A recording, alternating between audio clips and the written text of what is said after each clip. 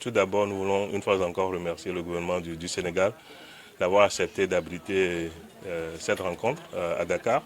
Et nous sommes heureux d'être ici à Zalaï pour cet atelier. Alors, les objectifs de cet atelier, c'est de tirer les enseignements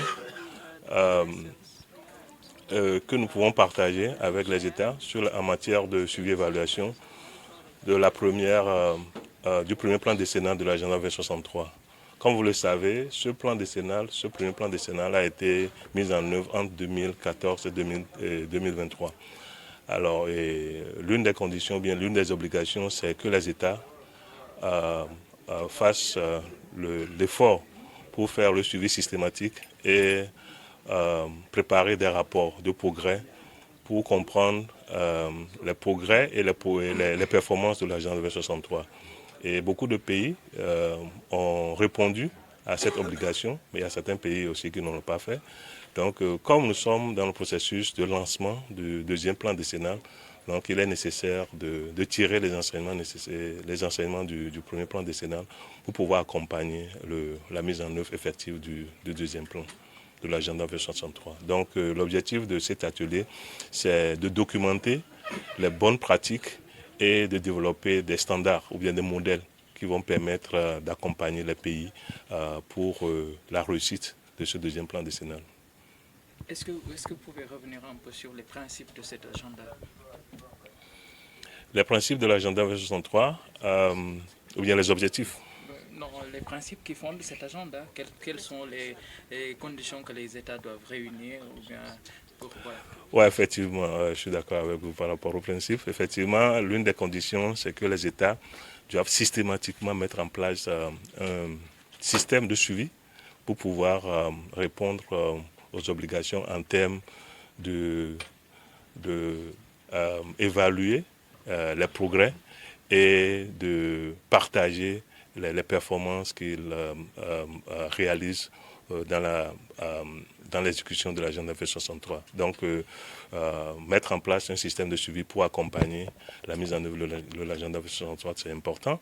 Ensuite, les États aussi doivent mettre en place un mécanisme de financement du programme. Parce que l'agenda F63, c'est toute l'Afrique. Donc les États sont les premiers exécutants ou bien les premiers acteurs dans la mise en œuvre de l'agenda F63. Donc le financement, c'est un élément essentiel. Mais ce qui est aussi, comme on l'avait dit tout à l'heure, le plus important, c'est ce processus de domestication. Donc l'alignement de cet agenda-là aux contextes nationaux.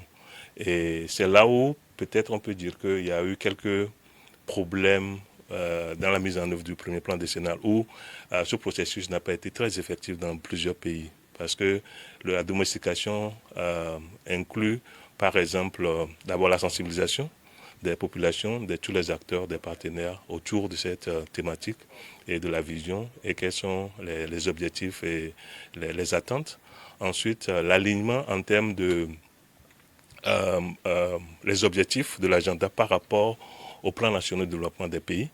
Et aussi, il y a un aspect très important dans cet alignement-là aussi, c'est par rapport à la question de suivi-évaluation. Donc, c'est cela que cet atelier va s'atteler.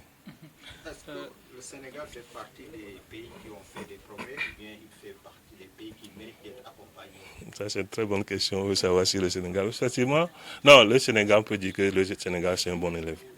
Et si on a décidé de faire cet atelier au Sénégal, parce qu'on a sélectionné, on ne va pas dire les 10 meilleurs États, mais quand même, on peut dire que c'est les 10 États qui ont de bonnes pratiques, y compris le Sénégal, qui ont répondu effectivement aux obligations pendant la mise en œuvre du premier plan décennal, où le Sénégal, comme les autres pays, ont répondu, c'est-à-dire soumis leur rapport dans le délai, puisque les 3 rapports qui ont été exigés, donc le Sénégal fait partie des États qui ont non seulement produit des rapports de qualité, mais aussi ils ont soumis leurs rapports dans le temps.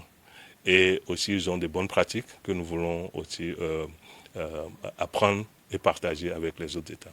Quels sont les points dans lesquels les pays ont souvent buté pour vraiment réussir la domestication?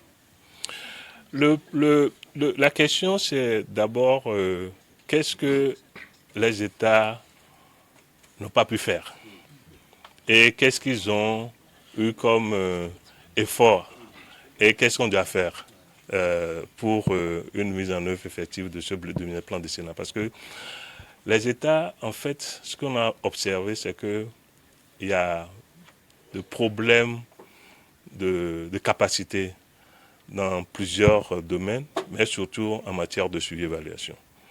Et donc, pour pouvoir accompagner une mise en œuvre effective, il faut mettre en place un mécanisme, surtout au niveau national et surtout au niveau gouvernemental, un bon système de suivi-évaluation. Donc, on a remarqué qu'il y a cette lacune ou bien cette faiblesse-là dans la plupart de nos États. Donc, cet atelier-là accompagne les États en leur donnant les outils nécessaires pour assurer un bon suivi-évaluation. Ensuite aussi, l'une des observations, et surtout c'est ce que les États ont aussi évoqué, ou bien l'un des défis, c'est le financement.